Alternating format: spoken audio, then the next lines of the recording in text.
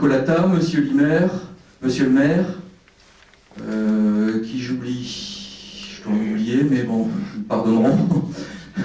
Ensuite, il y a un certain nombre aussi de jeunes qui ne sont pas parmi nous aujourd'hui parce qu'on est en période de vacances scolaires chez nous au centre social et certains des jeunes qui participent à l'animation volontaire sont en stage PAFA.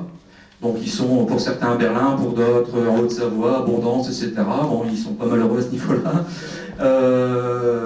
D'autres sont, parce qu'on est en pleine semaine de centre de loisirs, donc d'autres sont mobilisés aux Olympiades à Vieux-Condé. Toute cette semaine, il y a eu une semaine d'activité qui a été organisée conjointement avec le centre de loisirs de Vieux-Condé au niveau d'une semaine d'Olympiade. Donc une bonne partie de ces jeunes aussi sont mobilisés, au moins 6 ou 7 je crois, sur les Olympiades, donc ils ne peuvent pas être parmi nous. La raison de cette date aujourd'hui, pourquoi aujourd'hui samedi 21 avril, pourquoi pendant les vacances, je dirais que pour avoir la chance de travailler avec Saïd, compte tenu de son agenda, on ne pouvait pas faire autrement que de choisir cette date, sinon ça repoussait, je dirais, à une période beaucoup plus longue, le fait de faire cette réunion. Donc je dirais, aujourd'hui, on est, je dirais, à la croisée des chemins sur l'aventure l'aventure vitamine, j'allais dire. C'était avant, sur les ateliers de l'avenir. On est à la croisée des chemins, avec Gérard, on se disait, il y a une transition qui est en train de se faire sans le vouloir, un peu naturellement, en se disant, il y a une génération là qui est un peu devant nous, qui sera peut-être celle qui va, récupérer ou améliorer ou développer ce qui a été fait par ceux peut-être qui sont un petit peu plus en face, ceux qui ont été à une partie du démarrage des ateliers de l'avenir il y a quelques années. Donc je vais pas revenir et m'étaler très largement sur l'histoire des ateliers de l'avenir. On a préparé une petite plaquette qui est très très synthétique, parce qu'on peut difficilement revenir sur plusieurs années comme ça de travail, et c'est pas évident, mais on a essayé de faire au mieux pour essayer de revenir sur les éléments, les faits et les effets. Et peut-être ces derniers temps, j'ai appris que c'était peut-être des méfaits pour certains, les ateliers de l'avenir, mais en tout cas, je dirais qu'il y a eu tout un travail qui a été fait, et qui a surtout profité, je dirais, aux jeunes. Donc en l'occurrence, si je me permets quand même de faire un petit comeback sur tout ça, je dirais le dénominateur de tout ça, ça a été la volonté depuis tout le temps, je dirais, du centre social en l'occurrence, de faire un travail de fond avec la jeunesse, qui, je dirais, a pris appui autour de l'animation volontaire. Alors l'animation volontaire, je vais essayer d'expliquer simplement ce que c'est, parce que c'est vrai que dans le social on a un jargon très particulier. Mais l'animation volontaire, c'est simplement essayer de travailler avec des jeunes qui ont exprimé leur souhait de s'intégrer dans une dynamique, dans une action sociale, une action de loisirs, etc. Et en l'occurrence, au centre social, un grand nombre de jeunes ont manifesté leur intérêt pour encadrer les centres de loisirs. Donc tous ces jeunes manifestent donc leur souhait d'intégrer ces équipes. Et nous, on a essayé d'utiliser cette jeunesse pour les amener à travailler à d'autres choses que simplement, je dirais, l'encadrement de centres de loisirs. Pour la plupart de ces jeunes, ils sont issus de quartiers différents, ils sont issus de milieux sociaux et culturels différents.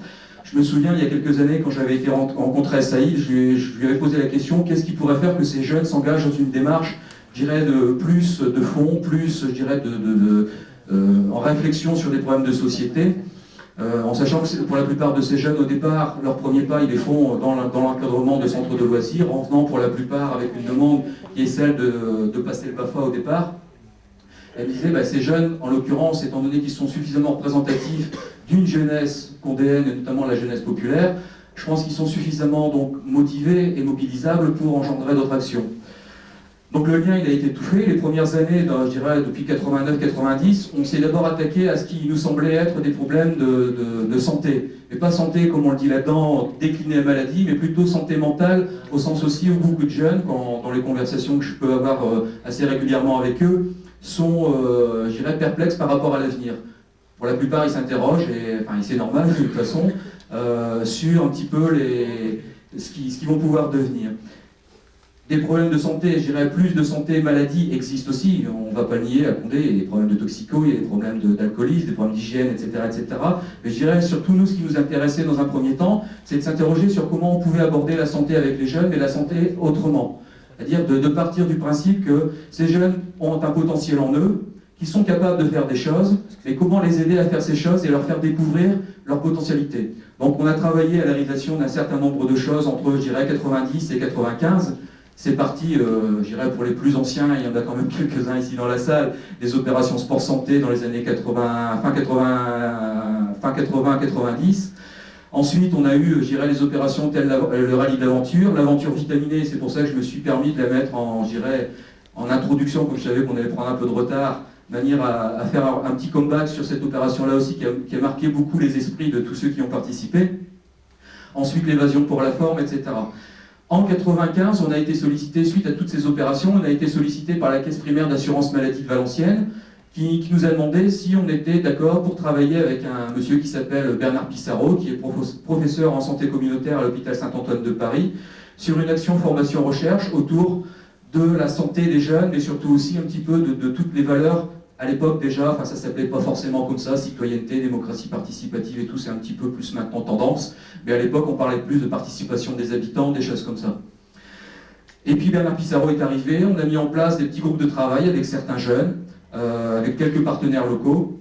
Et puis un jour, on a travaillé sur une méthode de travail, parce que les ateliers de l'avenir, pour mémoire, et c'est pour ça que je fais un petit peu ce retour en arrière, les ateliers de l'avenir sont avant tout un outil et une technique d'animation de groupe, qui est entre guillemets labellisé MDSL Paris. Le MDSL, c'est le mouvement de développement social local, et qui est une technique d'animation de groupe qui permet justement de faire s'exprimer les gens autour de leurs préoccupations. Donc nous, on a organisé cette journée qu'on a appelée Journée des ateliers de l'avenir à l'époque. Avec Bernard Pissarro, on a invité les élus de l'époque, c'était en 96, des jeunes, des moins jeunes, des partenaires, des responsables d'associations, etc. Donc autour de 3 phases, une phase de critique, une phase de rêve et une phase de construction. Alors vous imaginez très bien que quand il s'agit de critiquer, la phase de critique, ça allait bon train, d'autant que c'était très amusant. Il suffisait de noter à partir d'une question que faudrait-il faire pour mieux vivre à Condé. Alors on peut y aller, critiquer, c'est facile, surtout que c'était sur des petits post-it, donc les gens notaient leurs appréciations et leurs commentaires sur des petits post-it. Bernard, moi et Notre-Dame, on passait les récupérer, on les collait sur des grandes feuilles de papier. On synthétisait tout ça. Ensuite, il y a eu une phase de rêve. Alors là, pareil, on rêve, Condé, il faudrait une patinoire, il faudrait construire le Stade de France à Saint-Pierre, etc., etc. Bon, il y a plein de choses comme ça qui sont parties dans tous les sens. Et ensuite, on a essayé, je dirais, de nous faire notre travail un peu plus d'animateur, on va dire, socio-culturel, de faire une phase de construction. On a passé le midi ensemble, on est allé manger ensemble, etc. Et une phase de construction. C'est là, je dirais, où on pourrait partir d'une devise qui est un peu, peut-être, qui est celle un peu des ateliers d'avenir depuis tout le temps. Je dirais, critiquer c'est bien, s'impliquer c'est mieux. Donc ça veut dire inviter toutes les personnes qui étaient dans l'espace des ateliers d'avenir de cette journée, à essayer de construire quelque chose ensemble.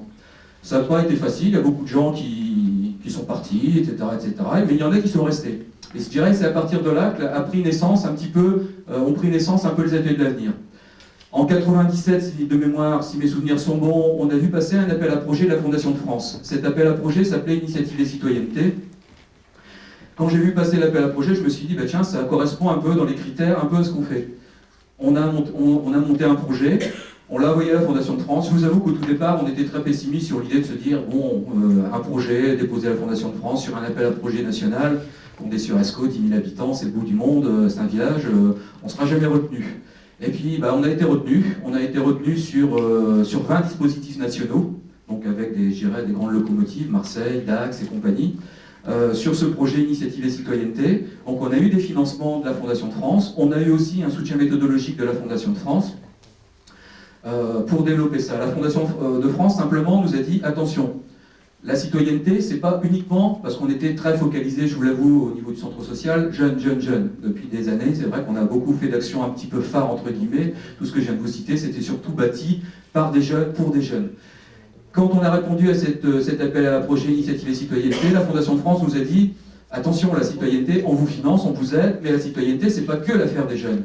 Il serait bien aussi que les adultes s'intéressent aussi un petit peu à ça et se remettent aussi un peu en question. Donc c'est un petit peu, je dirais, la Fondation de France qui nous a un petit peu bousculé et qui nous a invités aussi à prendre un peu notre bâton de pèlerin pour aller essayer d'associer des adultes. C'est pas facile, parce que souvent, je peux vous dire avec le recul maintenant, après quelques années de pratique, on critique souvent la jeunesse, mobiliser des adultes, c'est pas évident. Donc, et encore aujourd'hui, on le voit bien. Donc, ça a été un petit peu notre bâton de pèlerin, il fut un temps. À partir des constats qu'on avait posés en avril 96 autour de cette journée d'animation, bon, j'ai un petit peu les traces de tout ça pour les personnes que ça intéresse. On peut faire une compile un peu de tous ces documents-là, s'il y en a que ça intéresse de bouquiner. On est reparti de ces constats-là, qui déjà à l'époque me disaient il serait bien de travailler un peu plus sur la communication entre les jeunes et les adultes, sur la communication entre les jeunes, enfin tout au moins les habitants et les élus, sur certaines appellations, sur aussi je dirais parfois les rapports avec la police, enfin je dirais les grands clichés, quoi. Hein, tout ce qui ressort souvent quand on donne la parole aux jeunes ou aux moins jeunes sur des problèmes de vie locale, sur des problèmes de société. Et puis un jour, donc, à partir de la réponse de la Fondation de France, on s'est dit, on va créer le collectif des ateliers de l'avenir. Et on s'est dit, collectif, parce que justement, on veut intégrer des jeunes et des moins jeunes dans ce collectif, parce que c'est aussi un travail d'ensemble. Et on a gardé l'appellation atelier de l'avenir, parce que simplement, ça nous paraissait intéressant. Atelier, c'est la notion de chantier, il faut faire ensemble. Et avenir, parce que l'avenir sera ce que chacun voudra bien en faire. Et à partir de là, on a mis tout un travail en place, avec l'idée de construire des outils qui nous permettent de mettre les gens en relation, c'est-à-dire le brouillon de culture, un atelier théâtre, etc., mais qui était, pour nous, je dirais, instigateur un peu de tout ça, essentiellement des supports qui permettaient de mettre les gens autour de la table pour les faire s'exprimer sur des préoccupations et de leur faire ensemble des choses. Et ensuite, on s'est interrogé aussi, parce que l'ère Pissarro, c'est-à-dire Bernard Pissarro était un peu passé, il nous fallait aussi quelqu'un, je dirais, un petit peu d'extérieur, qui puisse nous permettre de nous aider, enfin surtout nous, Centre Social, à sortir un peu la tête du guidon, à être peut-être un petit peu plus objectif de temps en temps sur notre travail et sur ce qu'on voulait faire. Donc là, en l'occurrence, j'ai déjà dit le 13 janvier, mais tout le monde n'était pas là, un des jeunes qui était à l'époque au centre social, qui était en DUT et carrière sociale, nous a dit, moi je connais un gars qui est intervenant à l'IFA, enfin à l'université sur l'île, qui paraît très intéressant, qui correspond tout à fait à ce qu'on veut développer, etc. Il s'appelle Saïd Bouamama. On est allé le rencontrer, on lui a expliqué un petit peu ce qu'on voulait faire, etc. Saïd il se présentera après, mais qui travaille un peu autour de toutes ces logiques, nous a dit, votre démarche m'intéresse, je suis partant pour réfléchir et agir avec vous. Et puis, je dirais, notre collaboration a commencé à l'époque, en 97, on a mis en place tout un tas de démarches, c'était un petit peu, voire 98, avec la petite plaquette que vous avez sur la photo qui est sur cette plaquette, autour de différents thèmes. Déjà à l'époque citoyenneté, déjà à l'époque santé, déjà à l'époque économie, et tout ce qui est lutte un petit peu contre les inégalités, etc. Ensuite, on a continué un petit peu tout ce travail, et puis ça, je dirais, ça a donné, le brouillon de culture, ça a donné de nombreux débats depuis 97 en mairie, ailleurs, l'atelier théâtre, et puis, je dirais, plus récemment, une sollicitation de France 3 pour essayer de mobiliser des jeunes autour d'une opération qui s'appelle Télécité. Voilà un petit peu rapidement tout ça. Maintenant, je dirais, on est à la croisée des chemins. On a fait un bout de chemin avec plusieurs générations de jeunes, parce que entre eux, vous avez vu, j'étais un petit peu plus jeune, un petit peu plus maigre, et d'autres aussi d'ailleurs, qui rigolent là-bas dans le fond. Entre l'aventure vitaminée de 93 et puis 2000, il s'est passé quelques temps. Il y a plusieurs générations de jeunes qui se sont chevauchés et qui ont contribué, je dirais, à mener toutes ces actions. Ce qui a changé simplement pour ma part, je dirais, c'est que quand on a démarré les ateliers de l'avenir en 95, 16, 17, il y a beaucoup de jeunes, et il y en a quelques-uns ici, qui se disaient à quoi ça sert? À quoi ça va servir? C'est bien de faire des réunions, c'est bien la parlotte, c'est bien, etc. En plus, c'est pas très amusant de bloquer les samedis après-midi pour discuter. Et beaucoup de jeunes s'interrogeaient, beaucoup de jeunes se disaient c'est bien, mais ça va rien changer. Et puis, je dirais, c'est ça ce qui a changé. C'est qu'entre cette période-là et puis aujourd'hui, d'autant qu'on vient de passer une période électorale qui a fait qu'il y a eu beaucoup d'agitation, beaucoup de passion, et je dirais que souvent les passions sont mauvaises conseillères, on a vu un petit peu ce que ça pouvait représenter. On a travaillé aussi à l'élaboration d'un manifeste, je dirais, sur le dernier trimestre 2000. Vous l'avez ici à l'intérieur, donc je pense aussi que ça c'est un instrument un outil qui peut aussi vous servir les uns et les autres à utiliser un petit peu les interrogations des groupes de jeunes et de moins jeunes qui ont participé à la rédaction de cet outil, mais en même temps, ce manifeste a servi aussi à organiser ce qu'on a appelé la journée de l'inscription. Gérard, je travaille sous ton contrôle, c'est bien ça. qui était l'idée de Gérard. On se disait, dans le temps, il y avait la journée des conscrits. Pourquoi on ne ferait pas la journée des inscrits? Et donc on est parti sur l'idée de faire une journée d'inscription sur les listes électorales, parce qu'en 97 aussi, sous le contrôle de Saïd, sur le premier brouillon de culture d'ailleurs que j'ai oublié de prendre, on était parti aussi d'un constat, après les municipales de 95 et les législatives de 97, un constat qui s'appelait Condé-sur-Escaut, la jeunesse introuvable. Introuvable à deux niveaux. Le premier niveau, c'était la jeunesse introuvable dans les listes électorales.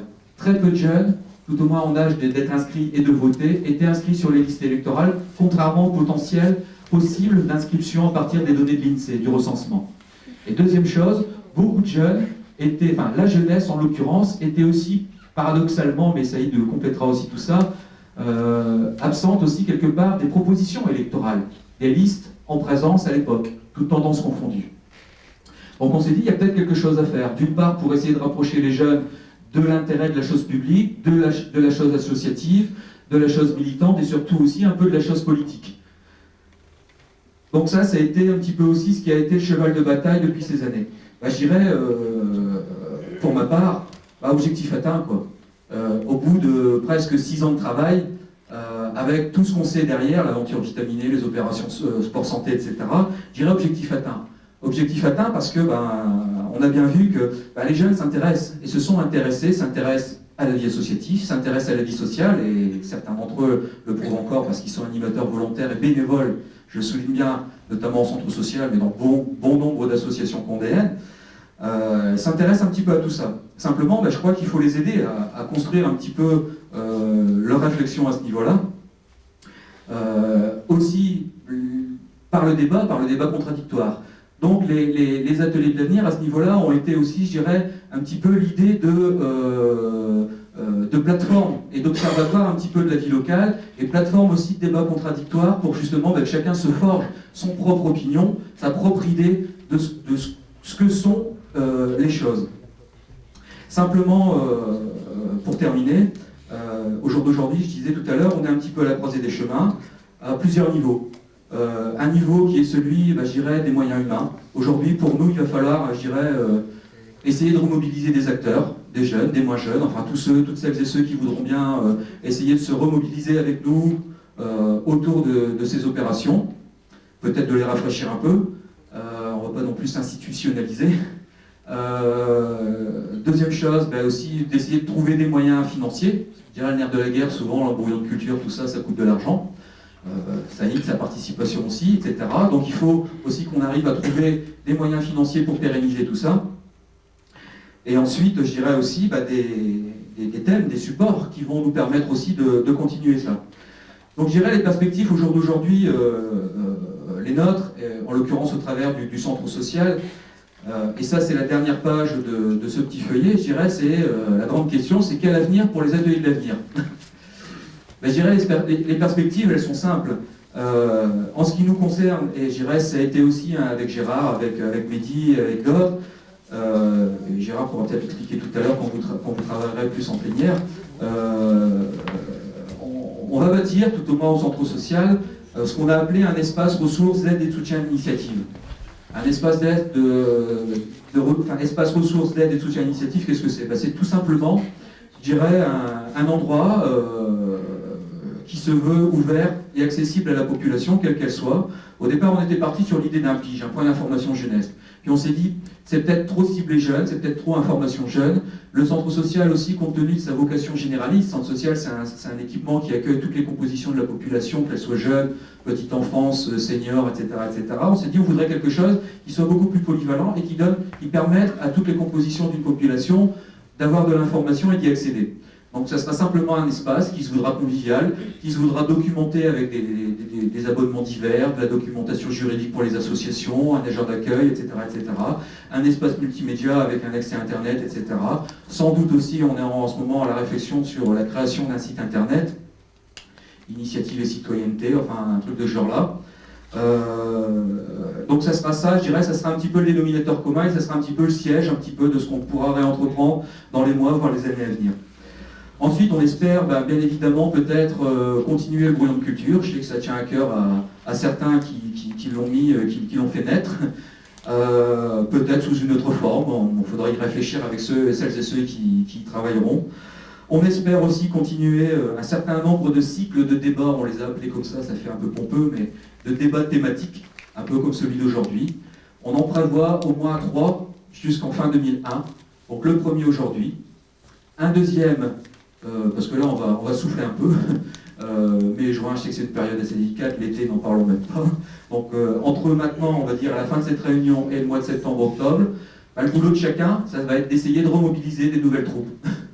On met un peu les compteurs à zéro, et on va essayer de retravailler avec de nouvelles personnes, enfin avec celles qui existent et qui ont encore l'intérêt de travailler, mais aussi avec d'autres. Et je dirais, on va se retrouver sans doute en octobre, en fonction de l'agenda de Saïd, pour refaire un petit peu ce qui avait été le travail au départ. Et on va se retrouver sur un thème de débat en octobre qui sera « Si le comportement électoral des Condéens m'était compté, la démocratie locale en question ?» Point d'interrogation. Donc ça, Saïd, je lui avais... c'est pour ça qu'il y a un S à question à la fin, une grosse question, beaucoup de questions. Je lui avais envoyé avant aujourd'hui ce que j'appelle un peu la compile. Il vient de se passer quelque chose d'important ces dernières semaines. C'est la compile, ça s'appelle Nouvelle campagne municipale condéenne, version 2001. Donc ça, c'est tout ce qui s'est passé ces 2-3 derniers mois, c'est-à-dire tout ce qui est best-of, best-of des municipales 2001, avec tout ce qui était tract électoral, article de presse, etc. etc. Et bon, Saïd, il y a eu quelques jours, donc il n'a pas vraiment pu s'en imprégner beaucoup, mais enfin, il a pu mesurer quand même quelques petites choses. En même temps, nous, on s'est engagé à refaire le travail qu'on avait fait en 97, à partir des registres électoraux, de refaire un travail, je dirais, purement sociologique, d'aller voir sur les listes, à partir des bureaux de vote, je ne sais plus trop, mais d'aller voir quelle population, je vous rassure tout de suite, c'est pas nominativement, c'est uniquement par tranche d'âge et par sexe, quel a été l'électorat des municipales 2001 ? Est-ce que ce sont plutôt les jeunes entre 18 et 25 ? Est-ce que ce sont plutôt les femmes, plutôt les hommes ? Est-ce que ce sont plutôt sur le bureau vote de la Chaussiette les jeunes qui se sont mobilisés ou pas, etc. Et à partir de ce travail, je dirais purement sociologique, et de cette analyse, Saïd refera le travail qu'il a fait en 97, nous essayer de nous éclairer sur un petit peu son regard à lui. Il est complètement neutre à Condé, avec un travail purement sociologique, et on en rediscutera en octobre. Et j'espère qu'à partir de cette réflexion-là, on mettra un petit peu, je dirais, les outils sur l'établi, et puis on pourra ensemble, avec les personnes qui le voudront bien évidemment, essayer de retravailler comme ça régulièrement sur des thèmes. Ensuite, il y aura en décembre, je crois, ou novembre, je ne sais plus trop ce qu'on a mis, un débat aussi autour des relations jeunes-adultes. Donc là aussi, ça sera quelque chose qui pourra être assez sympathique dans l'idée. Donc là, je ne sais pas si on le fera avec Saïd, on en parlera tout à l'heure, ou si on le fera avec quelqu'un qui s'appelle Loïc Clohard, qui est psychologue et qui travaille à la Maison régionale de promotion de la santé, qui est assez récurrent sur ces thèmes-là. Certains le connaissent. Ça risque d'être assez rigolo. Et en même temps, on va essayer aussi avec les jeunes qui font partie désormais de l'équipe Télécité, d'essayer, eux tout au moins, d'essayer de faire passer au niveau de la maison mère Télécité, des sujets qui seront en lien avec ces thèmes-là. C'est-à-dire que l'idée qu'on se fait de Télécité, nous, au jour d'aujourd'hui, avec les jeunes, on s'est un peu calé, tout au moins, et je parle sous leur contrôle, l'idée que Télécité peut servir aussi à essayer d'alimenter des débats locaux. C'est-à-dire que pour nous, on se dit, si Télécité, ça ne sert uniquement de lucarne médiatique à 5 jeunes, à quelques personnes qui sont dans le sujet un samedi après-midi, ça ne sert pas forcément à grand-chose. Par contre, si on sait réexploiter l'impact médiatique d'une émission de télévision qui ont au moins regardé localement le jour où c'est celle de Condé, et qu'après, derrière chaque émission, on sait faire un débat, peut-être on saura faire avancer des petites choses. Et si c'est pas grand-chose, tout au moins, on va peut-être essayer de faire travailler sur l'idée des représentations. C'est-à-dire que moi, on est toujours parti du principe que si on ne change pas les représentations qu'ont les jeunes, des adultes, qu'ont les jeunes, des élus, ou les élus, des jeunes, ou des responsables associatifs, des jeunes, et vice-versa, et réciproquement, etc., on ne peut pas espérer modifier les comportements. Il faut d'abord qu'on apprenne à se connaître, qu'on apprenne à se respecter, qu'on apprenne à faire des choses ensemble pour espérer après pouvoir essayer, je dirais, quelque part, entre guillemets, de s'acclimater un petit peu aux différences des uns et des autres. Donc voilà. Je vais ensuite passer la parole à Saïd pour qui enfonce un peu le clou sur son regard à lui, sur tout ce qui s'est passé ces quelques années. Et simplement, je termine sur comment ça va se passer après. Après, on va passer un clip qui est un clip qui n'est pas un clip, il serait là, Télécité me gronderait, c'est pas un clip, c'est l'opération Télécité numéro 2 qui a été réalisée par une partie de l'équipe qui est là, qui est passée le 10 mars. Mais je rassure tout le monde, c'était pas notre plein gré, c'est pas nous qui décidons, etc. pour tout ce qui s'était passé aussi, je dirais, d'un point de vue purement politique et municipal ces derniers temps. On ne contrôle pas FR3. Donc c'était le 10 mars, c'était sur le thème un peu, entre guillemets, intégration. Et nous, on va le recycler un peu aujourd'hui sur l'idée du thème intégration, citoyenneté. C'est-à-dire que l'objet de ce débat d'aujourd'hui, c'est vous avez dit citoyenneté, parlons-en. Eh bien, on va en parler, on va essayer d'en parler ensemble. Parce que la citoyenneté, je dirais, c'est le grand mot à la mode. C'est vrai qu'on l'utilise, on le réutilise, on le recycle, on le met à toutes les sauces. Mais on a parfois du mal à comprendre un peu ce que c'est. Aujourd'hui, on va en parler ensemble, on va essayer d'en débattre, on va essayer de comprendre un petit peu ce que chacun y met. Vous allez vous exprimer là-dessus. Et ensuite, Saïd essaiera aussi de replacer un peu les choses dans l'ordre. Donc voilà un petit peu le menu de l'après-midi. Voilà, je termine avec Saïd. Enfin, Saïd... Oui, quelques petits mots, hein, pas être trop long, simplement. Par rapport à moi, ce que j'ai pu vivre avec vous depuis maintenant plusieurs années, j'aime à rappeler une des phrases que j'avais citées il y a quelques années, avant même que le terme citoyenneté soit à la mode. Je crois avoir été un des pionniers en France sur le renouveau de ce concept, même si maintenant il est utilisé dans tous les sens, et à tort et à travers. Mais j'aimais à rappeler que la citoyenneté, c'était quelque chose qu'on n'apprenait pas. Je vais là à contre-courant d'un certain nombre d'idées qui sont diffusées sur l'éducation civique. Moi, l'éducation civique, c'est tout autre chose. La citoyenneté, ça s'apprend en se pratiquant. Il y a des choses dans l'existence qu'on n'apprend pas de manière théorique. On ne peut pas faire un cours de citoyenneté. Ça ne peut s'apprendre qu'en se pratiquant.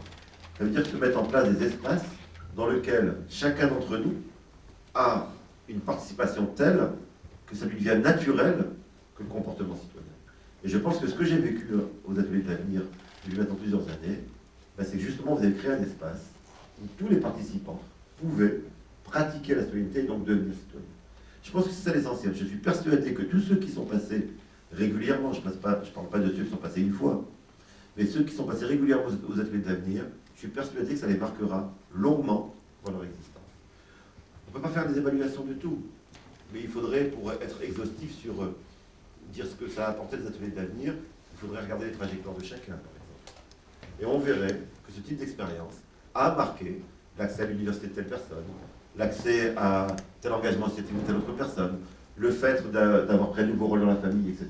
Vivre des choses comme cela, ça transforme une série de choses à côté. Et je crois que cela, c'est invisible, mais je tenais à le rappeler, je tiens toujours à le rappeler, ce sont des effets qui permettent à la personne de devenir citoyen, pas seulement aux ateliers d'avenir, mais dans toute son existence. Le second aspect qui me semble important de rappeler, c'est ce terme citoyenneté. Quand on essaie de le définir, si on remonte au début des débats politiques, dans la Grèce antique, Aristote le définissait comme le droit de cité. Le droit de cité, ça s'écrit de deux manières. Le droit de cité, c'est I-T-E. Le droit d'appartenir à une cité est considéré comme membre d'une cité. Je crois bien qu'en faisant tout ce qu'on fait, les jeunes des ateliers de l'avenir, ils ont montré qu'ils faisaient partie de Condé et qu'ils étaient incontournables à Condé. Un des effets, et je n'ai pas fait l'analyse exhaustive, je l'ai eu depuis avant-hier seulement, un des effets de ce que j'ai pu voir sur les tracts de la campagne électorale, la jeunesse est désormais présente. Peut-être pas assez, peut-être pas suffisamment, peut-être ça chacun peut avoir son point de vue. Mais en comparaison des tracts des campagnes électorales que j'avais pu analyser en 1997, où il n'y avait pas un mot, le mot jeunesse, je crois, ne figurait dans aucun des tracts. Je prends de mémoire, il faut regarder plus près, je ne me souviens plus exactement les détails que j'ai faits, mais on voit bien que la jeunesse fait partie de la cité. Après, on pourra considérer que c'est pas assez, certains diront que c'est trop, mais ça fait partie justement du débat citoyen. Et puis ça peut s'écrire aussi le droit de citer, c'est I-T-E-R, c'est-à-dire le droit de dire son mot.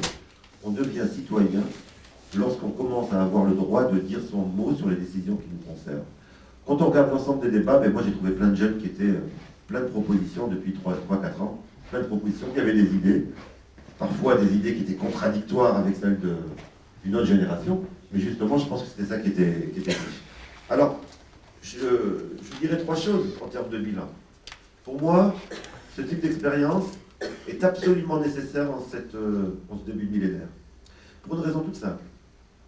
C'est que dans le passé, parce que certains pourraient dire, oui, mais on n'avait pas besoin de tout ça, nous quand on avait 20 ans, on était citoyens, il n'y avait pas besoin de tout ça. Mais oui, sauf que si on regarde les années 70, 60, 50, etc., il y avait quelque chose qui n'existe plus ou qui existe peu aujourd'hui, qui est ce que l'on pouvait appeler les socialisations extrafamiliales. Toute une série de regroupements à l'extérieur de la famille qui jouaient une fonction militante, une fonction associative, une fonction où on parlait politique, où on parlait religion, où on parlait de toute une série de choses.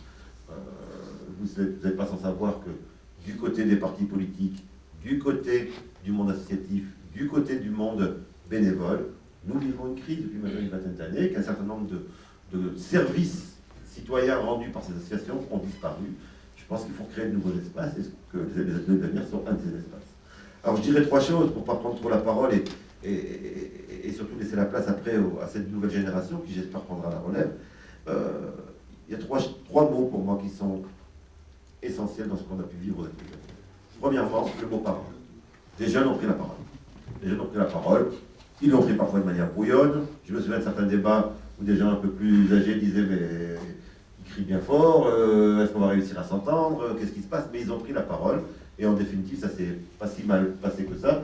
Et je pense même si on prend des gens un peu plus d'une autre génération, quand on leur demande leur témoignage sur cette expérience, c'est eux peut-être les plus enthousiastes, c'est eux peut-être qui ont le plus de choses à dire. Je me souviens de la pièce de théâtre et de comment cette dame, je ne me souviens plus de son nom, un peu âgée qui avait participé, oui, qui disait que c'était pour elle une expérience de son existence qui était extraordinaire. Donc la prise de parole, les ateliers ont permis d'avoir. Secondo, le conflit. Parce qu'on est dans une phase où aujourd'hui, il est clair que les différentes générations ont un rapport au monde différent. Le monde a changé tellement vite. Nous vivons. Pour les jeunes d'aujourd'hui, ils ont à se confronter avec une réalité qui est nouvelle. On a 20 ans et on se demande, avec angoisse, ce que ça va être l'avenir. Est-ce que je vais avoir du boulot? Est-ce que je vais pouvoir m'en sortir? Ce qui n'était pas le cas pour les générations précédentes. Pour ceux qui sont nés avant la crise des années 70, on pouvait se poser la question quel type de boulot je vais avoir, mais on ne se posait pas la question est-ce que je vais avoir un boulot? Les gens qui sortaient avec un échec scolaire complet, ils sortaient à 14 ans, ils avaient du boulot immédiatement. C'est un rapport au monde qui change, on ne pense pas de la même manière. Et donc il est inévitable qu'entre des jeunes de 16 ans, de 20 ans, et des personnes de 40 ans ou de 60 ans, ils regardent le monde de manière différente. Et par conséquent, s'il n'y a pas confrontation, s'il n'y a pas ce que j'appelle l'épreuve de justification, chacun allant jusqu'au bout de ses idées, disant pourquoi il pense comme ça, pourquoi ça lui semble important, donc s'il n'y a pas conflit, eh bien on reste sur des quiproquos, et on reste sur des représentations négatives d'une génération sur l'autre. Or, ce qu'on a pu voir dans les l'avenir, c'est qu'on a pu avoir un conflit constructif. On a pu avoir un conflit constructif, on a pu être en désaccord sans que ça soit vécu par « oui, ça le vieillard »,« oui, ces jeunes qui ne sont pas responsables ». On a pu être en désaccord tout en travaillant cette divergence. Et puis le troisième mot, c'est le mot action. C'est le mot action par rapport à une période où quand même on avait un message assez large qui était les jeunes se laissent aller, les jeunes n'en veulent plus, ils se battent plus, ils n'agissent pas. Bon, on a eu des jeunes qui ont fait la preuve qu'ils étaient capables de faire du théâtre, d'écrire un journal qui est de haute tenue. Je pense que Brouillon de Culture, c'est une très belle revue, qui ont été capables d'animer des débats, qui ont été capables de faire des initiatives. Je pense que ça indique bien qu'on n'a pas, ni à Condé ni ailleurs, à désespérer de la jeunesse. Elle est capable de prendre la parole, elle est capable de vivre un conflit, et elle est capable de mettre en œuvre des actions. Tout ce que je peux souhaiter aux plus jeunes qui arrivent maintenant, c'est d'aller dans de nouveaux chantiers, pas forcément les mêmes, mais de continuer à parler, de continuer à agir, et de continuer à avoir des conflits.